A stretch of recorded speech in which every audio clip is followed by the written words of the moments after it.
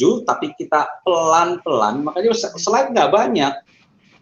Cuma dalam materi pengajaran itu kita harus tahu asal ini bagaimana, asal ini bagaimana, asal ini bagaimana. Kan sudah dipelajari, kan ini kan sudah saya beri bahannya supaya kita share, lebih banyak share-nya. Makanya materi ini pendek dia.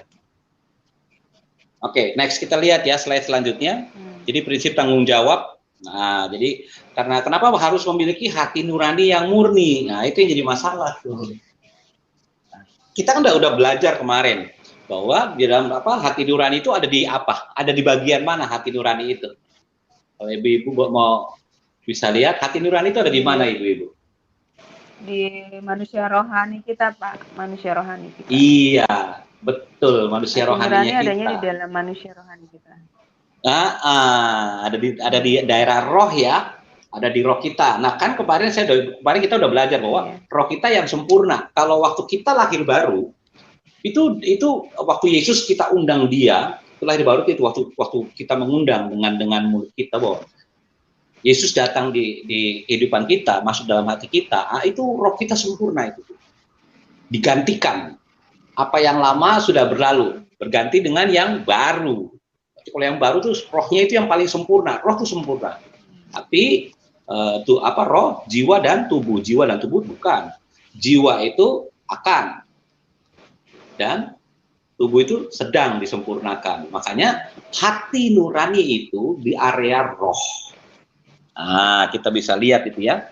Nah, sekarang fungsi dari hati nurani itu apa? Kita bisa lihat di situ. Hati nurani ada di dalam roh manusia. Itu yang fungsi yang pertama memang betul. Kita sudah tahu kemarin sudah belajar. Dan fungsi yang keduanya atau B-nya, fungsi hati nurani apa? Yang pertama apa, Ibu? Manusia duniawi mengetahui baik dan jahat melalui pengetahuan. Ya, Pak? Bukan, Pak. Fungsi hati nurani bisa melihat baik dan jahat ya.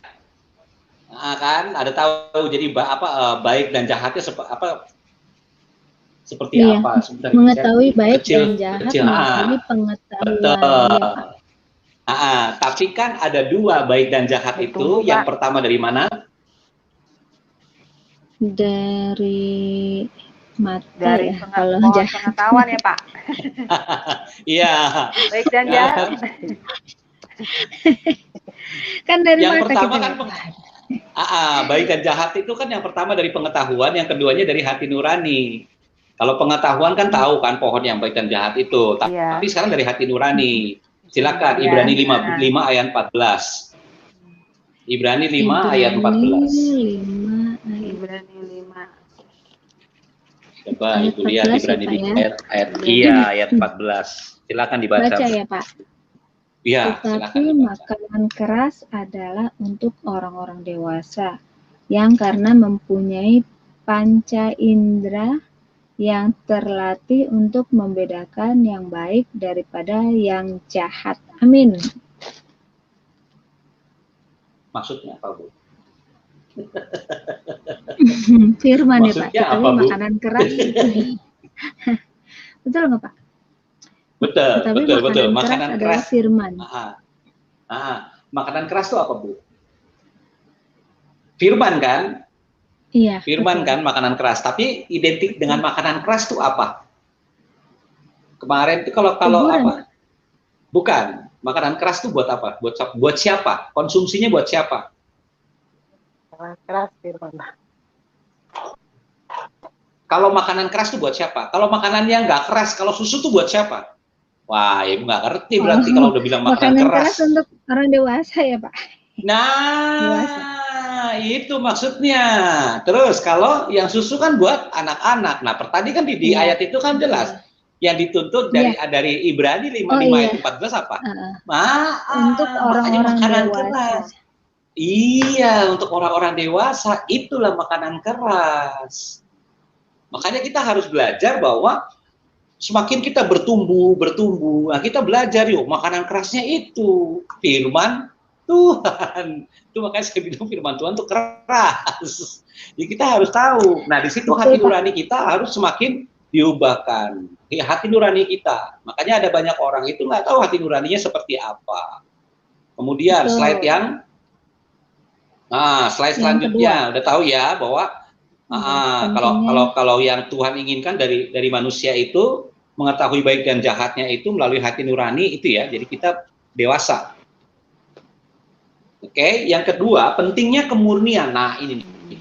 Makanya bayangkan ya Bu ya, bahwa kita walaupun kita punya hati nurani, tapi kita betul-betul hati nurani kita tuh murni. Makanya hati-hati, waspadalah, kalau bahasa Alkitab tuh waspadalah.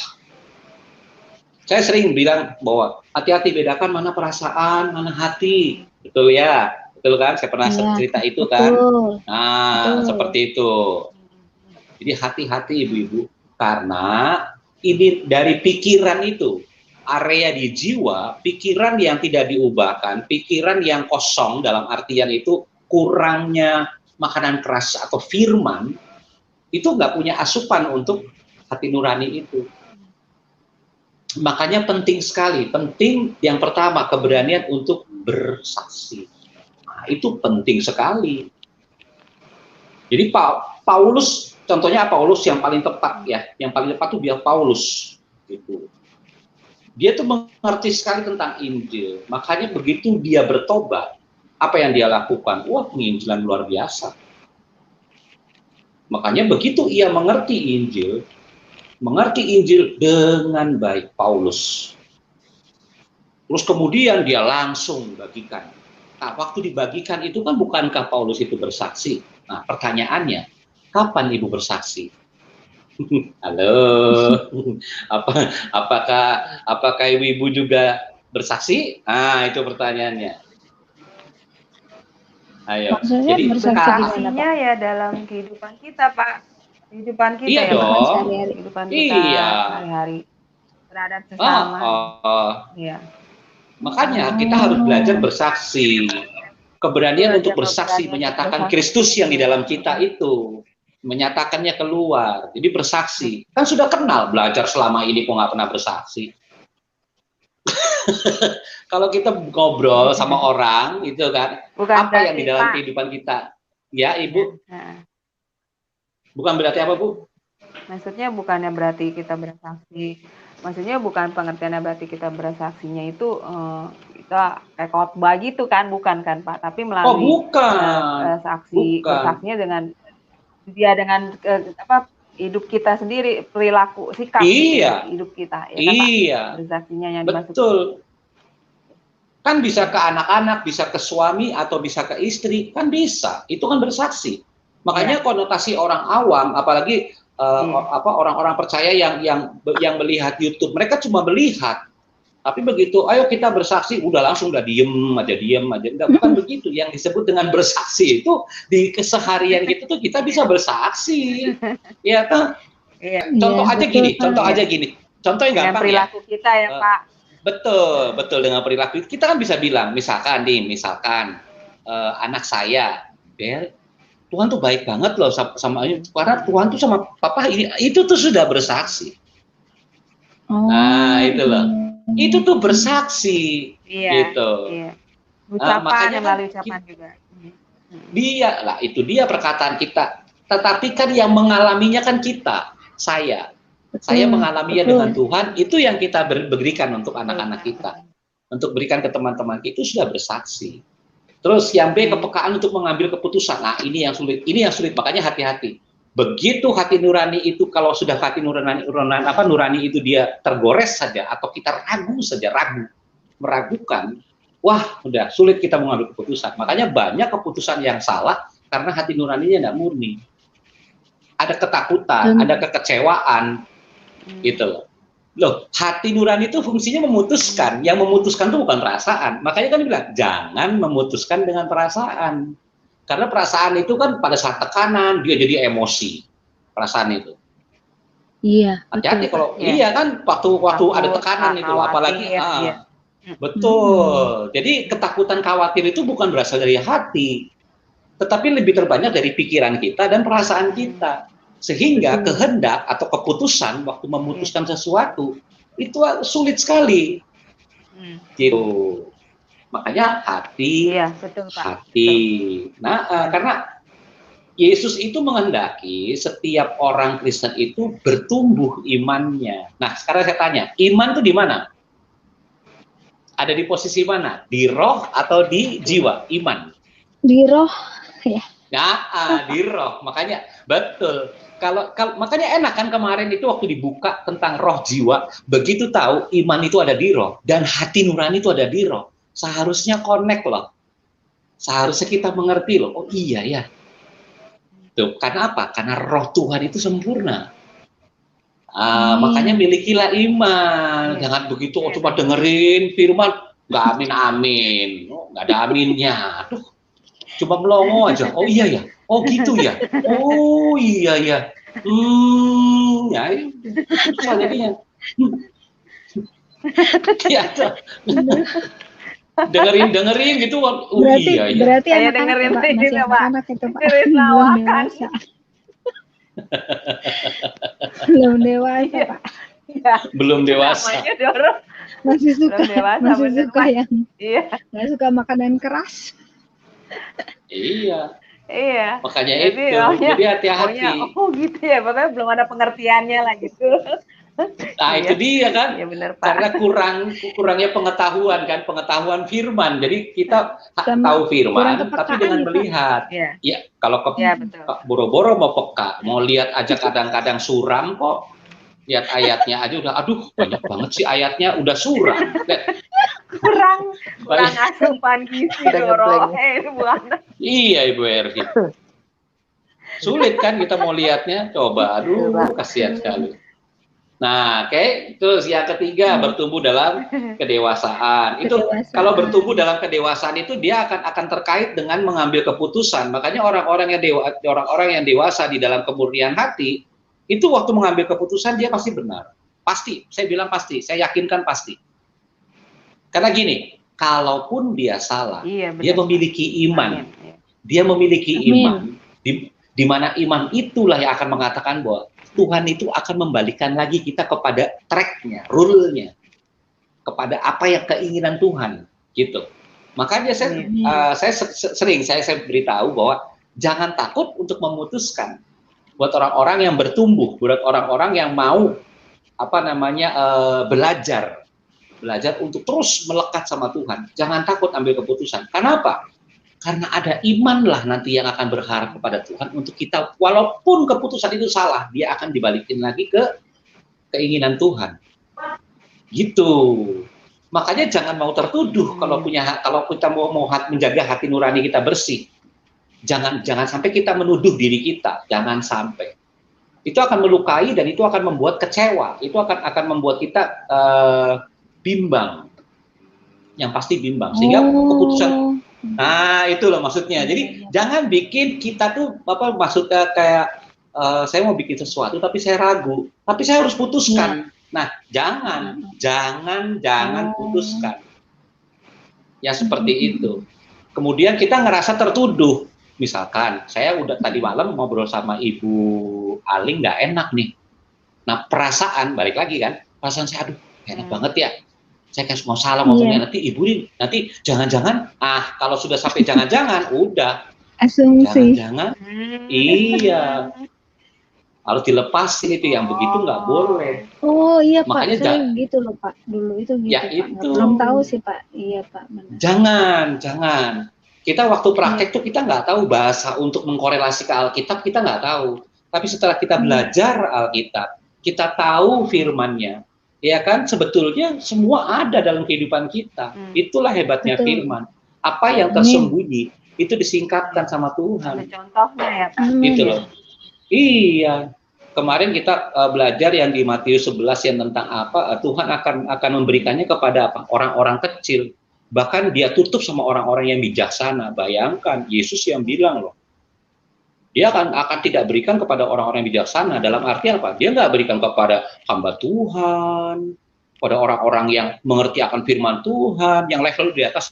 Jadi dia berikan kepada orang kecil. Apa orang kecil? Kembali kepada fellowship, persekutuan orang percaya. Gitu. Dia singkapkan semua. Itu Ibu.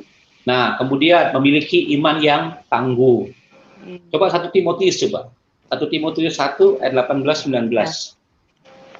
Silakan Bu dibuka. 1 1 Timotius 1. 1 ayat apa? Timotius Ayat 1 berapa, Pak? 1 Timotius 18-19. 18-19. Iya. Tugas Timoti. Saya baca ya, Pak. Ya. Silakan. Baca, Lin. Tugas Timotius. Tugas ini kuberikan kepadamu, Timotius anakku, sesuai dengan apa yang telah dinubuatkan tentang dirimu, supaya dikuatkan oleh nubuat itu, engkau memperjuangkan perjuangan yang baik dengan iman dan hati nurani yang murni. Beberapa orang telah menolak hati nuraninya yang murni itu, dan karena itu kandaslah iman mereka. Amin. Ya kan? Memiliki apa tadi dibilang? Hati nurani yang murni. Murni. Yang murni. Murni. Iya kan? Betul, hati nurani yang bersih itu harus bersih. Jadi kita memegang erat iman, bersandar sepenuhnya kepada Allah. Lihat, iman bersandar sepenuhnya kepada Allah. Karena saya sudah bilang, roh itu, iman kita ada di bagian roh.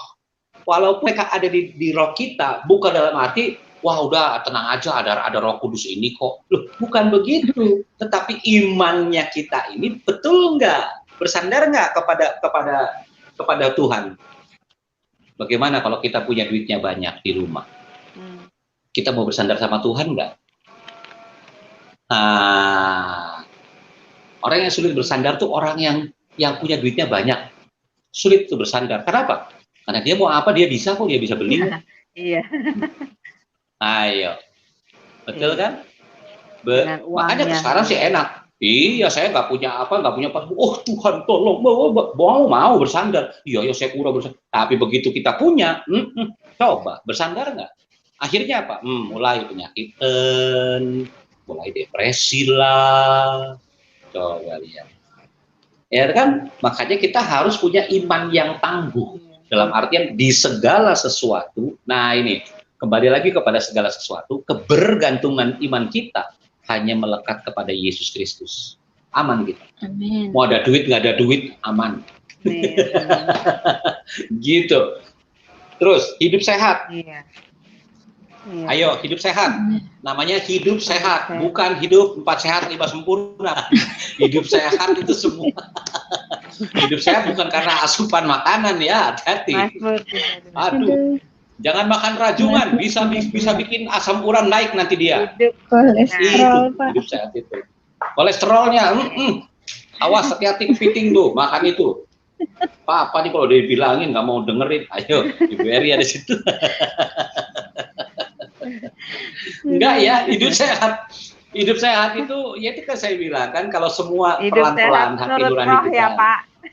Oh iya dong, hidup sehat itu dari rohnya kita sehat ya kan, roh kita menguasai jiwa kita. Itu makanya pikiran itu hati-hati, yang kemarin itu pikiran tuh hati-hati banget, hati-hati dengan pikiran kita. Asupannya itu apa, begitu lihat makanannya seger-seger, donat apa, waduh tambah gendut nih, waduh kan gitu kan, udah makanannya aduh ngiler nih, tapi kolesterol ya Pak ya. Makanya saya kan kalau udah lari ke Jawa itu kan semua pengen dibeli tuh, kalau kayak orang kelaparan tuh. Maksudnya bukan orang kelaparan sih, maklum lah saya kan dari kampung. Iya, di kampung nggak ada makanan yang kayak gitu. Jadi ya pengen gitu loh. Tapi kan saya nelpon, Pak, hati-hati makannya. Hati-hati gitu. Ya, jadi hidup sehat itu kita harus bisa teratur. Ya, harus penting juga hidup sehat itu. Kita harus belajar bagaimana hidup sehat, tidur cukup dan segala macam. Tapi ini yang normal ya, bicara yang normal. Kadang-kadang ada yang tidak normal, seperti ada beberapa waktu yang lalu itu saya dengar ada hamba Tuhan yang bilang ikut Tuhan tuh aneh, kalau nggak salah tuh. Ikut Tuhan tuh aneh. Oh, Pak Edi Sutopo yang bilang. Iya, Pak Edi Sutopo. Pendeta Edi Sutopo dia bilang. Karena dia di pedalaman. Waktu saya dengerin, waktu saya menyelami dia, di pedalaman aneh. Memang betul. Maksudnya itu adalah keterbatasan. Belum lagi di sana kalau Ibu, kalau udah hidupnya namanya, kita kan biasa di kota, Tapi waktu kita turun dalam pelayanan misi, oh belum tentu kita bisa kuat loh stamina kita. Di desa lebih berat. Gitu. Kenapa? Karena yang kita mau nggak ada. Yang kita pengenkan tuh belum tentu ada di situ. Seperti itu. Makanya nggak gampang. Oke. Dah, dari hidup sehat, hidup bahagia. Nah, tadi saya bilang tidak tertuduh. Nah, tidak tertuduh. Yuk, Roma 2 ayat 14 sampai 15. Coba dibuka Bu, Roma 2 ayat 14 15.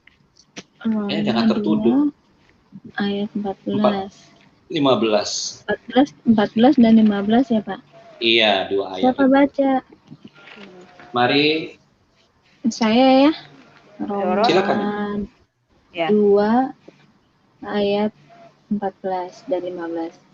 Apabila bangsa-bangsa lain yang tidak memiliki hukum Taurat oleh dorongan diri sendiri melakukan apa yang dituntut hukum Taurat, maka walaupun mereka tidak memiliki hukum Taurat, mereka menjadi hukum Taurat bagi diri mereka sendiri. Sebab itu mereka menunjukkan bahwa isi hukum Taurat ada tertulis di dalam hati mereka, dan suara hati mereka turut bersaksi dan pikiran mereka saling menuduh atau saling membela. Amin. Amin. Artinya adalah kita harus percaya waktu Yesus bilang bahwa hukum Taurat itu ada yang dituliskan di dalam loh hatimu. Nah, seperti itu.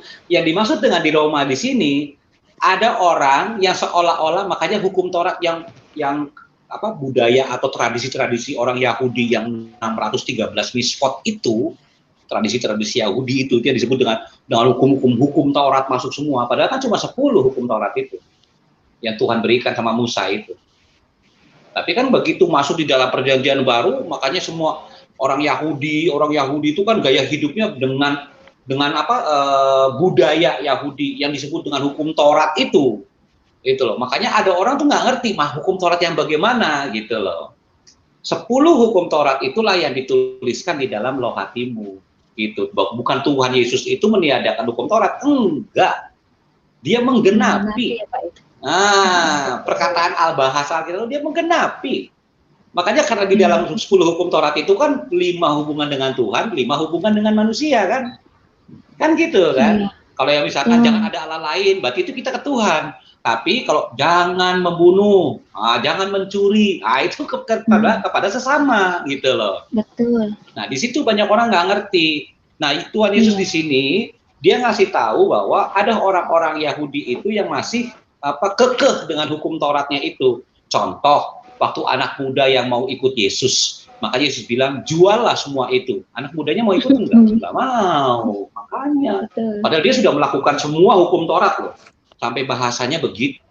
Dia sudah melakukan semua hukum Taurat. Hebat kan? Luar biasa kan? Tetapi bukan itu. Makanya, kita nggak merasa tertuduh.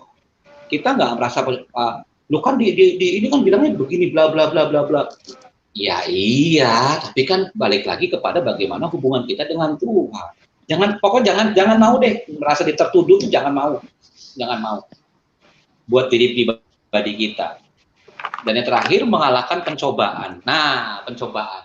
Saya kasih tahu, ibu-ibu, pencobaan datang itu karena ibu-ibu itu ada apa-apanya di dalam. Sudah dipastikan. Makanya pencobaan harus datang. Kenapa? Karena dia akan menguji kita itu betul nggak ada Yesus di dalam.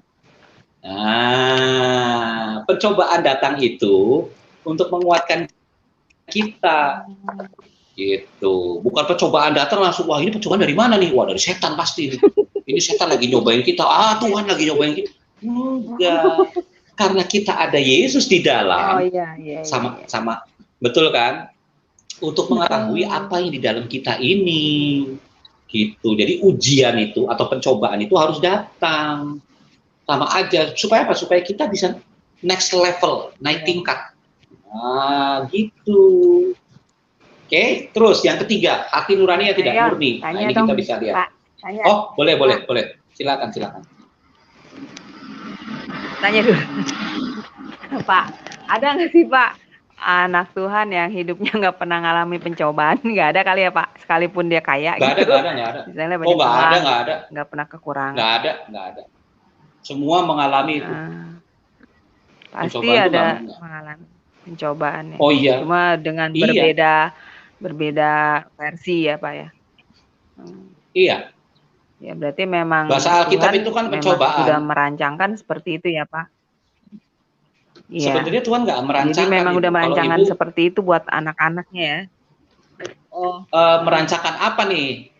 Sebentar dulu, Bu. Merancangkan apa nih? Tuhan tidak merancangkan loh ya. Tuhan tidak menguji loh. Enggak loh. Enggak ada, Bu. Pada saat waktu bilang waktu di dalam kejadian, ingat waktu di kejadian, waktu Tuhan bilang menyerahkan bumi ini sehingga kita berkuasa, itu sudah urusan kita, bukan urusan Tuhan, Bu. Waktu dalam mengelola bumi ini. Nah, makanya ada masalah, ada pencobaan. Bahasa kita pencobaan, bahasa kita tuh kan masalah. Emang Tuhan kasih masalah? Enggak kan? Iya kan? Bahasa supaya bahwa apa yang datang ke kita. Jadi gini Bu, maksudnya gini. Sekarang kan makanya jangan gampang sekali mendapat informasi apapun mengenai kerohanian kita itu dengan gampang dapat itu. Oh, karena kamu begini kamu kurang persepuluhan. Apa sih? Oh, kamu nggak puasa ya? Apa sih? Yang seperti itu tuh memang kenapa gitu lah, ada urusan apa gitu. Bukan itu. Dia harus datang supaya kita mengandalkan apa yang di dalam kita. Bukankah kemarin di prinsip kebebasan Yesus tinggal di dalam kita, semua Tuhan sudah kasih, betul nggak? Ibu kan baca. Nah, itu yang dipakai maksud Tuhan. Itulah yang dipakai. Apa yang ada padamu, Dia sudah berikan, pakailah itu. Masalahnya kan Ibu nggak percaya. Masalahnya kan ada banyak orang sekalipun dia sudah mengaku Yesus itu Tuhan, tapi kan nggak percaya. Makanya bahasa Yesus itu asal kamu percaya saja. Dia tuh mau percaya. Makanya perkatakanlah dengan iman gitu. Pakai iman Ibu, jangan pakai otak. Pakai otak tuh nggak mampu. Ya. Menanya Pak, tapi kok suka ada lagu yang ini? Pujilah aku Tuhan, itu kan ada lagu gitu Pak. Iya tuh Pak. Itu kan lagu. Bukan Bu, maksudnya soalnya selidiki itu kok maka kayak selidiki aku gitu loh maksudnya. Bukan uji, maksudnya kan uji itu melihat kan apa yang kita yang di dalam. Enggak, maksudnya kan ada yang lagu ujilah aku Tuhan. Iya ada lagunya coba. Tuhan pakailah. Iya. Iya, yang pasti Pak, Tuhan tidak pernah menguji anak. anak Mau tanya Pak. Salam semuanya. Shalom Ibu Adel. Shalom. Tentang pencobaan itu Pak. Ya salam semua. Tentang pencobaan itu Pak. Halo? Iya, yang mana pencobaan? Ya, dengeran Kak. Yang terakhir itu, Dengeran, itu. Tadi yang terakhir yang ditanya sama yang nomor 2 Aling itu. Kemurnian hati nurani yang G. Yang G Pak. Pencobaan. Iya itu yang pencobaan itu pencobaan. Mengalahkan pencobaan. Ya. Iya. Itu saya punya pengalaman pribadi pada bulan 2 ini tentang pencobaan ini. Saat itu karena musim corona itu kan menjauhkan kita dari perkumpulan ibadah. Terus kan jadi sudah saking udah kebiasaannya kita nggak kumpul-kumpul, jadi jarang ada fellowship bersama-sama. Pencobaan itu datang kepada saya. Saat itu memang saya takut. Saya bukannya takut mati, tapi takut segala macam ketakutan gitu. Tapi puji Tuhan saya cepat menjadi sadar gitu. Saya mengatakan pada diri saya itu saya debu tanah gitu. Saya bukan siapa-siapa, saya debu tanah. Dan akhirnya pencobaan itu bisa saya lewati gitu. Dan itu pengalaman pribadi sekali itu. Maka dari kejadian itu saya belajar hari lepas hari untuk tetap bergantung pada Tuhan. Jadi saya nggak mau tertuduh gitu. Kalau mengenai urusan dunia itu masalah hari ini, besok udah nggak mau mikir lagi. Yang penting hari ini lurus-lurus aja. Yang penting Tuhan bilang apa, gitu aja. Masa bodoh orang ngomong-ngomong apa yang dunia ini. Saya jadi mikirnya seperti itu. Jadi hadapi masalah terus sampai sekarang pun enjoy aja gitu.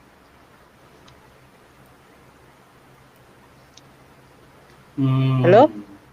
Iya, saya dengar Bu. Saya dengar. Oh.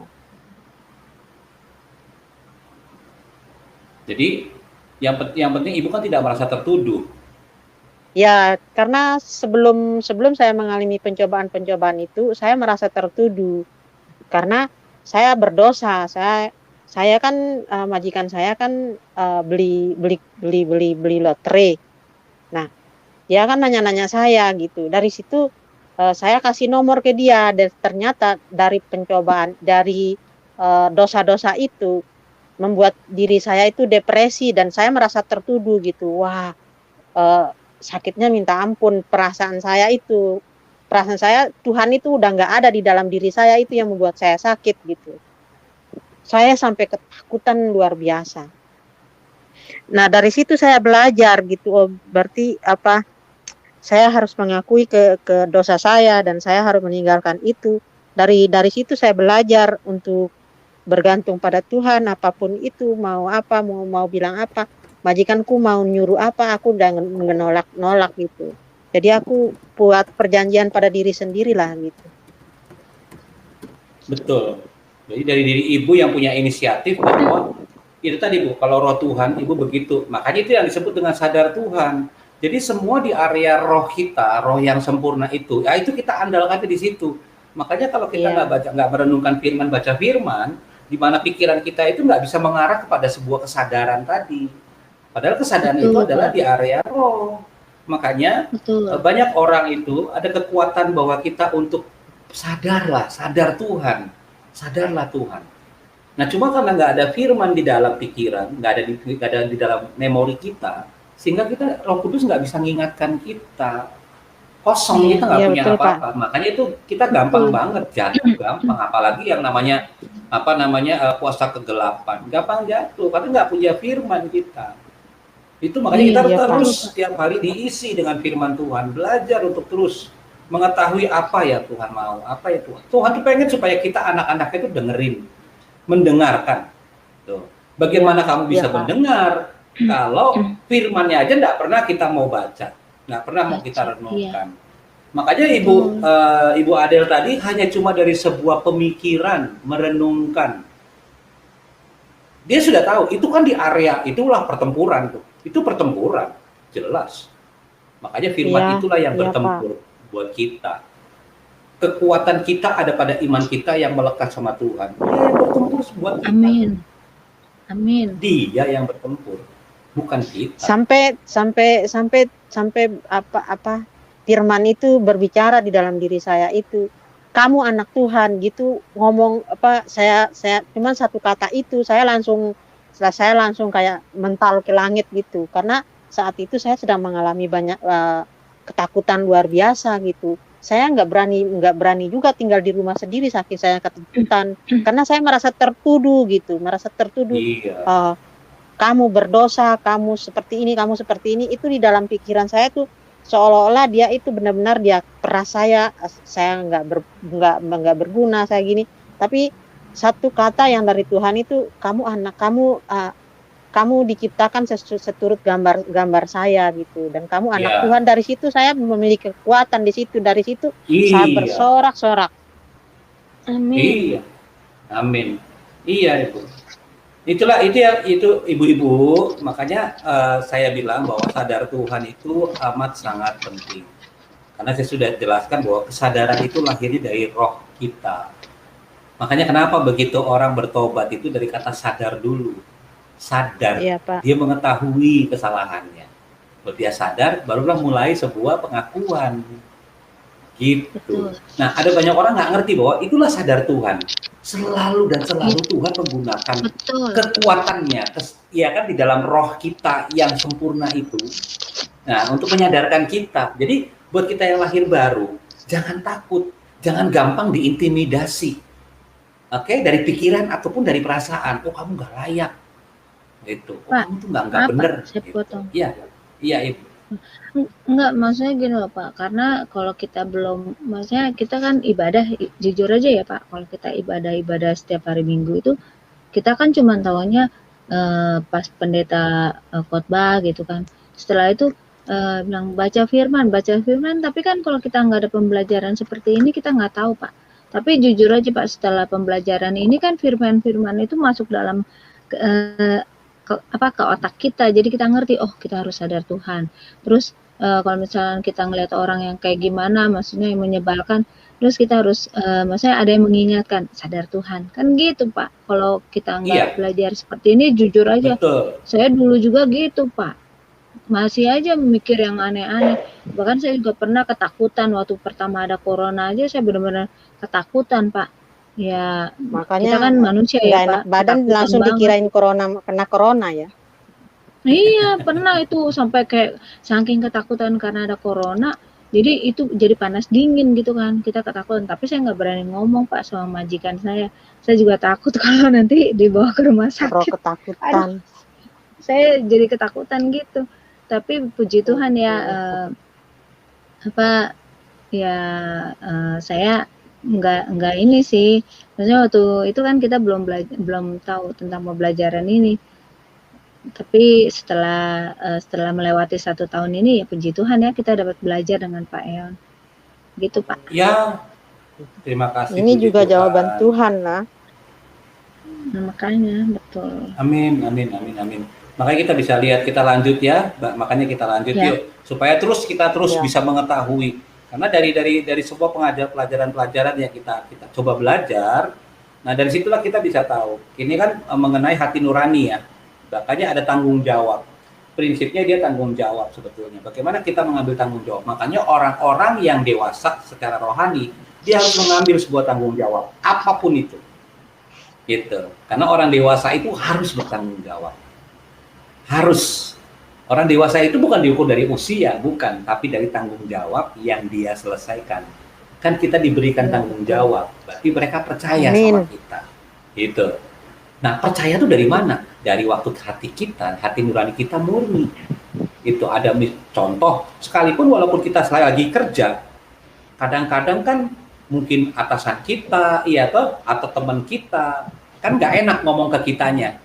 Gitu. Tetapi karena rasa tanggung jawab kita, sehingga kita menjaga hati nurani kita tetap murni. Nah itu nggak gampang jadinya buat kita untuk ya kalau mereka tegur kita ya nggak apa-apa kan, tegur aja. Mungkin ada salah dari kita, gitu loh. Welcome, selalu welcome. Tetapi kan kita bisa mendeteksi bahwa ada orang-orang yang ragu, beda. Kalau orang misalkan salah sama misalkan, kamu salah gini, lebih baik, oke, kasih tahu salahnya supaya saya bisa benerin, gitu. Supaya benerin, gentle dong. Tapi kan ada orang yang ragu. Berarti lebih bijak ya Pak. Gitu. Lebih bijak. Berarti lebih bijak juga. Iya pemikiran kita. Ya, yang ini terus pentingnya kemurnian hati nurani sudah ya. Dari situ sudah kita ke hati nurani yang tidak murni. Yuk kita lihat ciri-cirinya. Ayo tuh membela diri, berbantah. Loh. Terus penolakan diri sendiri, hati-hati, ayo. Saya ada ayatnya, nanti Ibu tinggal ini ya, supaya Ibu tinggal merenungkan. Ingat, perenungan. Kuncinya adalah perenungan. Iya. Saya udah yakin lah Ibu sama ibu-ibu ini belajar step by step. Iya Ibu. Maaf Pak. Wah, yang nomor 1 nih dulu saya banget. Ya pasti ada Ibu membela diri itu udah pasti. Bukan buana aja semua gitu. Begitu pasti. Bukan membela diri Pak, bukan membela dirinya, berbantah. Aduh. Pas belum nanti kalau aku nomor 7 ini kena banget ini. Marah-marah ya. Marah-marah tuh galak. Tanya aja dia. Kalau saya nomor 8. Iya Pak, dia tuh nomor 7 itu. Sekarang aja cuma dikurangin sedikit Pak, belum sampai 100% itu Pak. Ya pasti berkurang lah. Kan memang memang kita harus lihat tempat aja gitu. Contoh Pak, kalau kita diajak makan di tempat kita nggak makan dan aku mau makan tapi aku tuh diem gitu karena aku meredam diriku sendiri. Ini kejadian minggu kemarin itu. Mereka ngajak aku makan, ini Riana ini sama teman yang satu ngajak makan di tempat yang nggak aku suka gitu loh. Jadi aku diam karena aku nggak mau marah gitu. Biasanya kan aku marah-marah. Wah, kenapa harus di sini? Nggak mau di sini. Tapi aku diam redem walaupun aku itu kan aku berpikir itu hak dia gitu. Jadi aku menghargai walaupun aku mau makan itu mau muntah-muntah.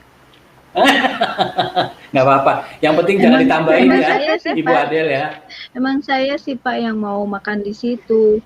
Dia diem aja Pak. Akhirnya saya jadi yang nomor 8 tuh, jadi takut. Iya. Betul. Makanya karena gini, saya nggak biasa diam Pak. Betul.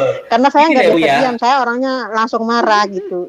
Jadi dia aku diam aja, dia ketakutan, mereka ketakutan. Ada bahasa yang nggak enak juga loh Bu. Ada bahasa yang paling nggak enak. Saya kan sering kalau sama teman-teman kayak kemarin saya di Jakarta juga. Waktu yang saya ada pekerjaan di Jakarta, komunitas itu kumpul. Hati-hati gini Bu. Pak Iwan mau makan apa? Terserah. Nah itu tuh kata itu tuh terserah. Terserah. Hati-hati itu kata itu. Hati-hati. Itu dia Pak. Ya, jadi saya tuh dengan teman-teman, kalau teman-teman komunitas kan sudah tahu ya bagaimana membangun komunitas sehingga nilai-nilai kita dibangun. Jadi kata terserah tuh bukannya ini cuma hindari karena kata terserah tuh nggak bertanggung jawab loh Bu. Nah kita kan ditanya mau makan apa gitu. Oh kadang-kadang saya ngobrol sama istri aja, Mama mau makan apa? Terserah Papa lah. Loh, terserah ya sudah saya bawa aja ya kan. Makan yang paling dia nggak suka katanya terserah. Gitu. Nah, betul Pak, betul. Setuju. Katanya terserah, ya kan bingung, saya juga bingung kan membuat ibu jadi bingung gitu. Terserah, ya terserah tuh apa? Ada judulnya, makan warteg kek, makan padang kek, ya kan, nasi kuning kah, gitu. Ada judulnya, gitu kan, karena istri ya, jadi kan, ya ada judulnya sayang, gitu loh. Padahal sih sama aja kayak tadi Bu Adel meredam marah juga ya Bu. Kan gitu. Iya, kadang jawabannya itu nggak enak gitu loh. Terserah. Loh, temen loh ini teman kita. Enggak, dia nggak bilang terserah Pak. Dia diam aja Diam aja. Kalau diam aja lebih parah. Makanya akhirnya saya jadi nomor 8. Makanya itu Bu, di sharing ini, di forum ini nih, acara kita ini nih, memang kita buka aja gitu. Jadi buat yang mereka yang sering jawab terserah. Nah, kita langsung tuh cari toko namanya toko makanan terserah atau warung terserah gitu loh. Cari itu Bu. Terserah gitu loh. Saya tuh mau cari judul itu tuh. Misalkan warung Padang, bukan Minangkabau, bukan. Nanti Bu Eri, Bu Eri buka warteg. Ntar saya yang buka Pak. Buka warteg. Terserah. Jadi semuanya datang. Jadi yang datang ke sana yang menyerah aja. Apalagi kalau udah ada sedikit percikan marah-marahan gitu di rumah, dikasih makan apa? Terserah lah. Wah, terserah Mama. Sudah Bu, beli kerupuk aja selesai.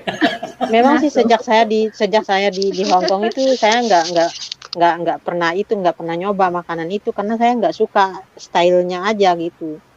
Style makanannya aku nggak suka, rasanya juga enggak. Aku kan nggak tahu. Aku nggak tahu Kak. Kakak diam aja. Mau makan di sini? Diam aja. Udah makanlah. Katanya gitu Pak. Mulai sekarang sih gini. Sekarang sudah tahu kan menghakimi, penolakan diri sendiri, apalagi kompromi, depresi, tidak stabil, marah-marah atau galak sehingga takut. Jangan lagi. Setelah mengetahui, setelah belajar ini, ya. Jadi jangan lagi. Itu enggak bisa. Tapi aku udah minta maaf loh Pak. Aku udah minta maaf, tapi dia udah mikir yang aneh-aneh. Karena saya tegur dia Pak. Saya tegur dia baru dia minta maaf. Kalau saya nggak tegur dia minta maaf. Nggak apa-apa Bu, nggak apa-apa. Semua peristiwa tuh harus ada peristiwanya kan, harus ada prakteknya, baru ada pengertian. Baru ada sebuah pengertian. Nah hari ini Tuhan singkapkan sekarang. Makanya kan saya bilang tadi dalam doa, Tuhan singkapkanlah hati Tuhan. Apa yang harus kita ketahui? Gitu. Jadi kita menerima pengajaran itu betul-betul dengan hati kita yang murni juga. Jadi nggak ada yang menuduh siapa. Peristiwa boleh berlalu, silakan berlalu. Iya toh? Iya, tapi masalahnya kan, Riana itu suka nuduh-nuduh soalnya yang nggak pernah dalam pikiran kita tiba-tiba dia muncul. Nggak apa-apa Bu. Itu yang saya bilang. Dia nggak pernah gitu. dia nggak pernah begitu, tiba-tiba seperti itu. Jadi kan saya nuduh dong, Pak. Benar nggak, Pak? Nggak apa-apa. Semua proses Nah, itu sudah berlalu, Ibu. Semua yang berlalu ditinggalin aja. Hati-hati. Kalau misalkan tetap disimpan, itu akan jadi batu sandungan buat kita. Hati-hati. betul. Makanya jangan, gitu loh. Makanya kan hati-hati jangan. Jadi ada ya, jangankan Ibu ya kadang-kadang di teman baik ya, jangan itu, keluarga sendiri juga kan bisa kan. Saya dengan kakak saya, dengan Betul. adik saya bisa loh itu. Tapi karena kita mengerti firman, kita mempraktekannya, itu menjadi sebuah kesaksian. Nah, permasalahannya kan saya mau nggak melepaskan itu. Oh iya ya, oh iya salah, oh iya betul, betul. Makanya harus belajar terus bergumam. Iya, Pak. Isilah firman Tuhan itu, dia akan menyadarkan kita terus kok. Oke? Amin. Jadi jangan Amin. berbantah-bantahan, hindari itu berbantah-bantahan. Penolakan Iya. diri Riana. sendiri sama. Menghakimi, apalagi Berbantah-bantah itu menghakimi. Riana. Tuh, menghakimi Ini loh, Bu. nggak boleh. Menghakimi ya, kayak menghakimi itu hati-hati Bu ya, menghakimi. Kalau kata menghakimi itu sudah dibilang bahwa musuh kita bukan darah dan daging. Berulang-ulang ini dikatakan, tetapi ada yang lepas kontrol. Musuh kita bukan darah dan daging. Artinya apa? Musuh kita bukan manusia. Bukan. Terus, Pak? Kenapa sih kita selalu menjadikan dia musuh sehingga kita gampang banget menghakimi? Ada kata-kata dia yang nggak suka sama kita, kemudian kita mau balas. Hati-hati loh Bu. Orang ngomong nggak enak sama kita, terus kita yang kenal Yesus itu, apa yang mau kita, mana Yesus di dalam hidup kita, mana Yesus yang ada di dalam kita, balas gitu. Iya. Betul. Nah itu yang nggak mesti jadi perenungan kita, Iya. gitu. Iya, Pak. Iya kan, sekalipun itu dia benar. menuduh kita Menghakimi tanpa ya, Pak. dasar misalkan, Saya menuduh kita tanpa dasar. Loh, bukankah seharusnya kita mulai belajar melepaskan pengampunan? Nah, Betul. coba. Enak itu. Tidak ada yang tertuduh.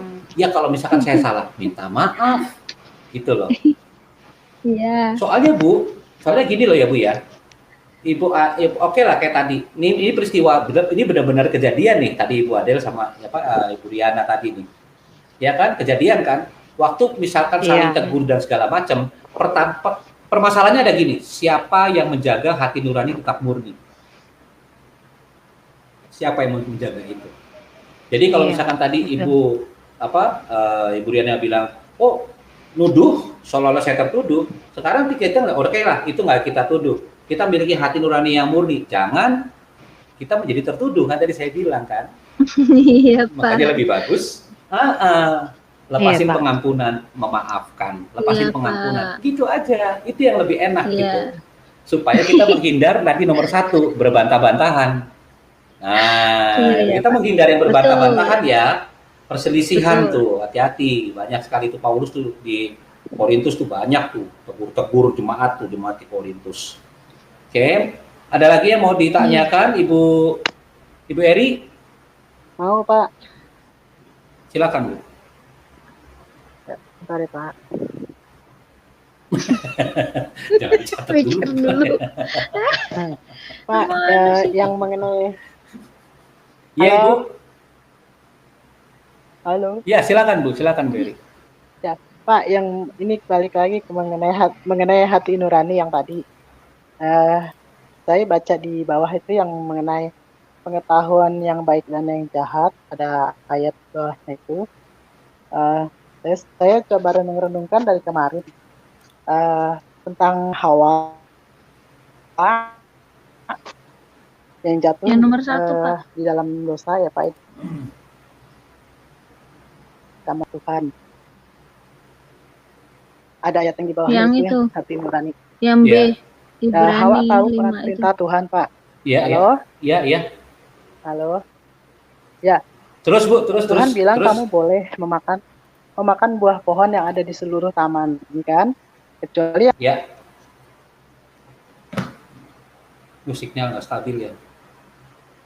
Iya, kayaknya sinyalnya kurang. Iya, sinyal Ibu Eri, makanya sinyal kan ini disinyal ini. Kasihan. Suruh diketik aja kali Iya. ya, Pak. Jadi nanti diketik aja Iya, nanti nanti kan suruh. bisa jelasin. Betul. Ibu Eri nanti diketik aja di chat roomnya ya, diketik aja supaya pertanyaannya itu saya bisa jawab gitu. Itu Itu bagus sih tadi yang kejadian itu, tentang kejadian. Ada yang mungkin Ibu Eri mau tanyain. Oke, kita apa ini dulu deh. Kita skip aja. Adminnya Lanjut, Pak. boleh geser lagi. Dilanjut aja dulu. Karena mungkin masalah sinyal sih. Itu dia kan sinyal. Tadi saya lihat ada Ibu Ari, siapa Ibu Ari tadi yang baru masuk ya?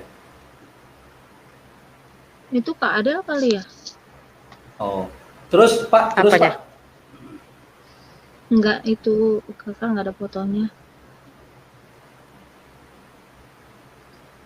Ya, terus Pak, Masa next aku Pak, nggak ada next. fotonya? Iya, nggak ada. Yang ini. Iya. Terus Pak. Bawah Yang keempat. penyebab. Ya, Nah, itu. penyebab. Nah, dari semua tadi, dari ciri-ciri tadi ada sebabnya kan? Itu. Betul. Jadi hati yang tidak murni, dari ciri-ciri yang tadi dia akan naik nanti ke penyebabnya apa. Nah, yang pertama udah paling pasti pengajaran sesat.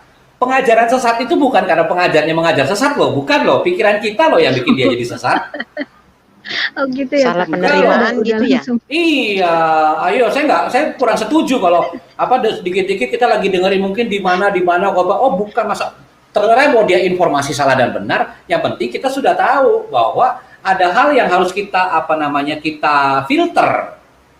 Kita kan baca firman, kita juga punya Roh Kudus yang akan memberitahu kepada kita ini nggak bagus kan gitu. Iya, menyaring Ya kan? itu ya Bu ya. Lain dengan yang kemarin ada fenomena itu, ada Wanes, Saksi Yehova, atau segala macam. Wah ya itu jelas itu mah. Saya nggak kompromi yang begitu, nggak mau kompromi, jujur. Apalagi Saksi Yehova, wah ya nggak bisa. Wah, kalau firman sudah dirubah ya itu udah sesat itu. Kitabnya sama, kata-katanya beda, itu sesat itu. Saya jujur aja, saya juga punya prinsip gitu. Iya kan, Tuhan sih Tuhan, tapi kalau firman Tuhan sudah dirubah nggak bisa. Makanya Saksi Yehova itu kan paling susah menjelaskan tentang Yohanes 1, ya kan? Yohanes 1 sampai 3. Wah, sulit sekali itu. Udah susah setengah mati dia, karena ayatnya dirubah. Gitu, kalau ayat sudah dirubah, nggak bisa. No kompromi, sorry. Minta maaf. Itu sesat, pengajaran sesat, jelas. Belum lagi lihat fenomena yang di Indonesia ini, yang datang ke rumah selalu yang disalahinnya orang-orang karismatik door to door, padahal Saksi Yehova. Iya, di Hongkong ini juga gencar-gencar itu, lagi gencar. Iya, di Injili Saksi Yehova. Cakep-cakep lagi orangnya itu. Makanya orang-orang kan jadinya kan salah tangkap kan, dipikirnya kan itu orang Kristen. Emang benar. Cowoknya makanya kan ditanyain lagi. Aja. Iya. Ditanyain aja KTP-nya. Kalau ceweknya juga ada. Ibu-ibu ya hati-hati, informasinya ini Ibu mesti denger ya, hati-hati Saksi Tapi Yehova. dulu di Taiwan ada Pak. Pak, maaf saya potong dulu, saya di Taiwan dulu itu ada Pak. Itu Saksi Yehova. Suka datang tiap hari Pak, ngasih buku. Katanya suruh datang, saya bilang enggak, saya nggak ada libur, saya bilang gitu aja. Puji Tuhan sih waktu di Taiwan tuh nggak ada libur sih, jadi nggak bisa pergi juga, gitu. Iya, makanya hati-hati. Ibu kan sudah belajar nih, hati-hati saja saya bilang, hati-hati. Benci orang? Tidak. Benci orang yang datang? Tidak.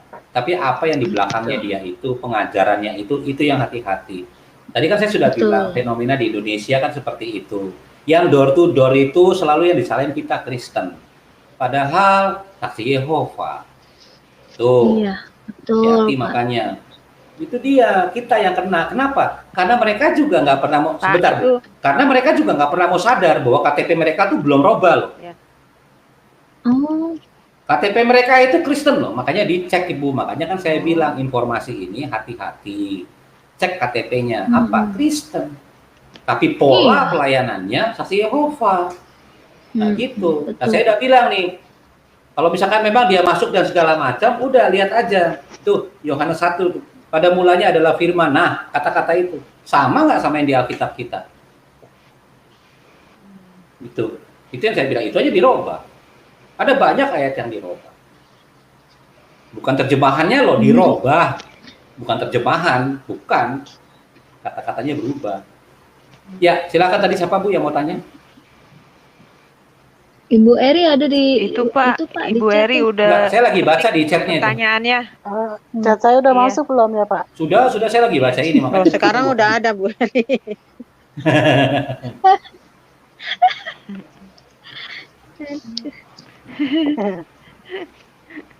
Iya, sinyalnya Iya, lagi hilang-hilang susah. saya. Tadi Sebentar, juga saya mau masuk susah, Bu. Bukan cuma Ibu sebentar aja, saya juga kena. lagi mau Itu dibalas sudah sama masuk ya Payon. Pak di chat. Panjang banget soalnya. Apakah ini sifat syirik si ular atau ingin menjatuhkan Ya, manusia? pertanyaan Pak. Halo Teman-teman, Bapak. iya. Bacanya dari bawah ya Pak. Oh, dari bawah. Saya Apakah ketik sifat ya, syirik ya, atau ingin menjatuhkan ketika. manusia semata-mata agar manusia keluar dari Taman Enggak, Eden? Oh, pertanyaannya enggak. dari bawah ini Pak. Hawa Apakah tahu ular perintah tahu perintah Tuhan. khusus?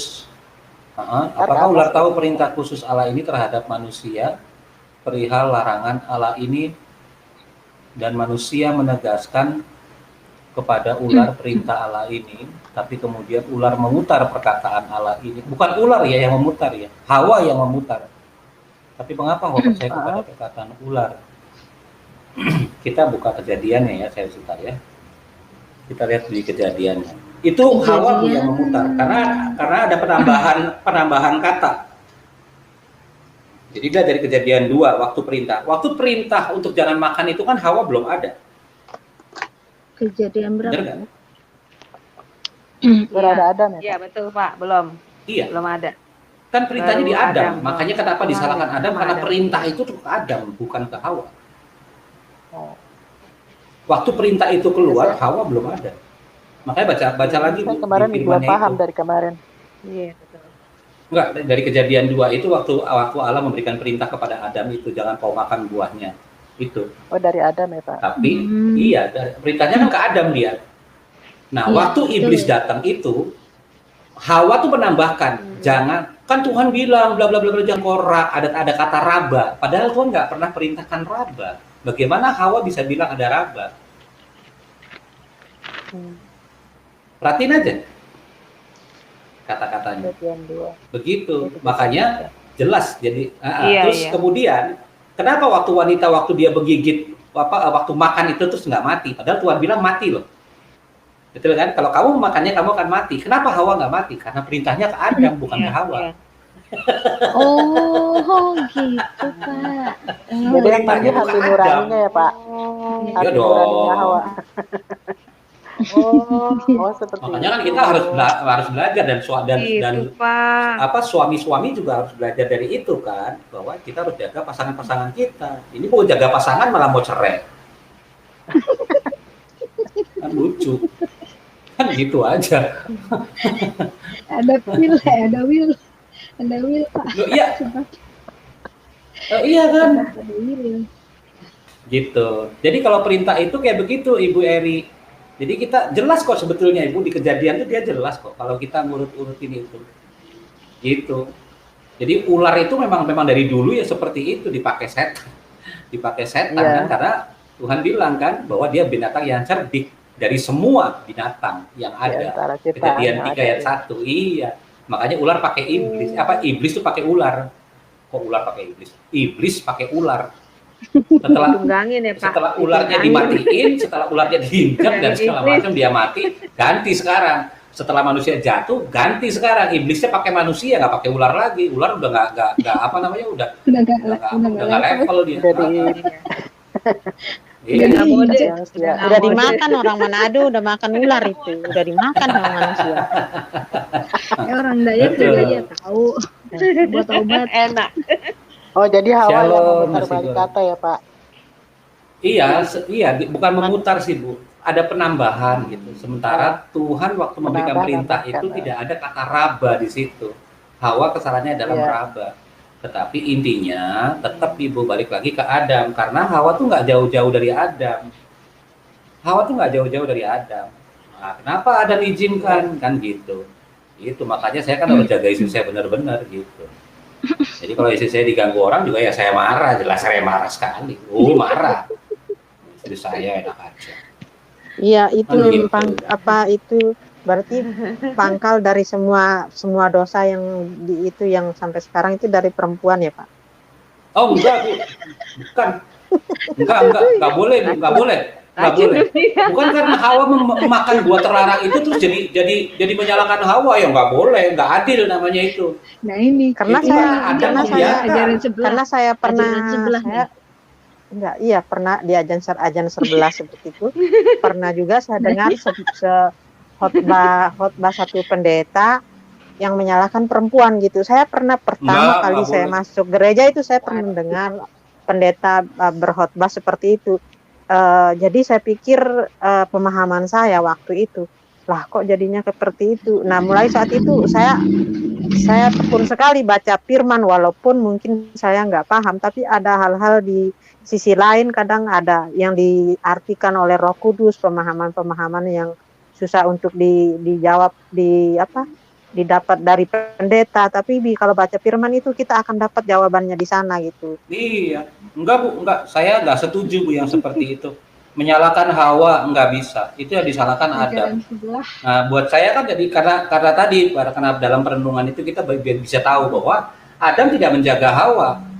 Karena perintah Tuhan itu ke Adam, bukan ke Hawa sebetulnya. Perintahnya di Adam. Itulah kenapa kita menjadi kepala-kepala rumah tangga itu laki-laki, ya kan? Menjadi kepala, dia jadi bapak di situ. Sumber. Bapak itu kan sumber dari segala sesuatu. Sumber semua Besok penciptaan itu kan Elohim. Gitu. Besok naik ke Facebook ini. Sumber di mana? Sumber di dalam keluarga siapa sumbernya? Ingat Kalau ya, bapak sekalipun ada istri, Laki-laki. ibu-ibu dengerin ibu-ibu. Bapak. Ibu-ibu dengerin, sekalipun Ya, istri punya gaji lebih tinggi, yang namanya sumber di dalam keluarga tuh suami. Besok Dengerin. naik status ini. Dengerin itu. No, dengerin kata Mas. saya. Ya, Pak. Kalau fungsi boleh, tapi kalau sumber nggak bisa, karena sudah otoritas Tuhan, kedaulatannya Tuhan, bahwa Kristus itu adalahnya kepalanya suami, betul nggak? Alkitab tulis itu. Betul. Kristus itu Pak, kepalanya berarti- suami. Dan ingat, dengar dulu Bu, dengar dulu. Ini penting Bu, dengar Bu, dengar. Ya, Kristus itu kepala suami, suami itu kepalanya istri. Mau diganti sama ibu mau jadi kepala. Ibu sudah nyalain Tuhan itu namanya. Pelan-pelan Kalau ibu Pak, mau saya jadi catat kepala, kalau ibu mau jadi kepala, Mau ibu dicatat. sudah nyalain Tuhan itu. Makanya hati-hati. Di dalam Alkitab sudah ditulis, itu namanya kedaulatan. Hierarkinya Tuhan jelas. Bahwa Kristus itu kepalanya suami dan suami itu kepalanya istri. Nah, kalau di dalam rumah tangga, di dalam bagi tugas beda. Itu namanya fungsi. Beda. Istri bisa menggantikan fungsi suami. Suami kerja di luar kota 3 hari atau 4 hari. Kan gitu. Begitu Betul. juga misalkan pelayanan berapa hari. Saya kan begitu, Bu. Saya kan seperti itu. Nah, itu bisa tuh. Fungsi suami diambil sama istri, menggantikan.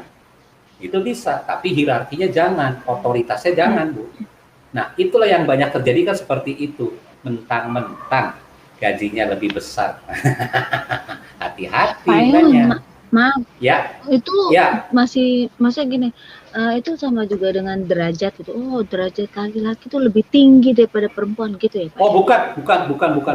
Enggak ada derajat. Bukan itu. Derajat Beda. itu ada Kita nggak kemasukan bisa ego di menyamakan, situ kalau derajat. Nggak bisa. Kalau derajat Iya, itu ada bahasa kemasukan Alkitab bukan ego seperti itu. Iya. Hmm. Kalau derajat Itu tetangga kan sebelah tingkatan, itu. tingkatan. Itu kan Tetangga tingkatan, sebelah beda. itu. Ya, jangan dimasukkan dalam unsur-unsur yang biblical, nggak bisa, Bu. Otoritas itu jelas. Otoritas Iya, itu Pak. jelas dari Tuhan itu jelas. Itu otoritas diberikan kepemimpinan kan, makanya di keluarga kan di ayah kan. Betul. Sepadan betul, Bu. Ya, secara fungsi ya sepadan. Pak Eon, Laki-laki dan perempuan tanya berbagi dong, tugas Pak. kan. Ya. Iya, Bu. Pak Eon, tanya Pak. Kan kepemimpinan itu adanya pada pria. Dibilangnya begitu kan. Tapi kalau Hilang-hilang prianya itu sinyalnya. tidak berpegang pada Kristus, bagaimana ya Pak? Hilang-hilang, Bu. Ayon. Sinyalnya, Benar Bu. nggak suara saya? Iya. Pak, Enggak Coba dicek, jelas. Bu. Jelas. Ditulis Oh. di chat. Oh, berarti saya sinyalnya. Terus lanjut. Jelas. Iya. Iya Pak. Tadi kan dibilang otoritas dari Tuhan adalah bahwa Kristus adalah kepala dari suami. Suami adalah kepala dari istri. Nah, sekarang saya mau tanya, apabila suaminya itu dia tidak tidak berpegang otoritasnya pada Kristus, itu bagaimana ya Pak? Ada yang boleh ulangi Sikap, Ibu Ana, dari boleh ulangi istrinya pertanyaannya itu tadi Ibu terhadap Ali. suami. Dicatat Katanya, aja link, coba. oh ya, Nggak Enggak, kedengeran ya katanya Pak? Ibu dengar jelas. Tadi gimana pertanyaannya? Kalau saya nggak jelas. Hilang. Saya pertanyaannya dengar Ibu. seperti ini Pak. Pertanyaan Ya. seperti ini. Oh, Seperti suami kepala rumah tangga gitu. Ya. Dan Kristus itu otoritasnya dari suami gitu. Suami otoritasnya ke Kristus gitu. Nah, Ya. kalau di dalam kehidupan rumah tangga itu suami yang punya otoritas sama dalam keluarga, terus dia tidak Ya. memiliki fungsi yang sejatinya seperti itu, bagaimana gitu? Iya. Jawaban. Ya, itu balik lagi kembali kepada apa yang Tuhan mau kan. Makanya sebagai pasangan itu kan tetap berharap kepada Tuhan untuk itu kan tetap bisa diberesin. Harus terus berharap terus supaya itu tetap diberesin. Karena yang error ini di bagian suami ini. Hampir rata-rata banyak kok, bukan hampir rata-rata. Makanya kan saya udah bilang, mau jatuhin keluarga tuh jatuhin suaminya. Iya, betul. Bukan saya bilang, udah jatuhin istrinya aja terus kawin lagi. Bukan begitu. Dalam artian keluarga ini kan si suami yang menjadi kepala rumah tangga, suami itu. Makanya iblis tahu itu. Itulah yang harus dijatuhkan. Kenapa? Karena dia bapak, dia sumber suami itu. Makanya dia harus dijatuhin dulu, entah dari segi apanya segala macam. Nah, bagaimana sekarang respon sebagai istri? Terus doain terus berharap. Kalau ada anak-anak, bantu anak-anak, harus dibantu. Seperti itu. Harus tetap berharap.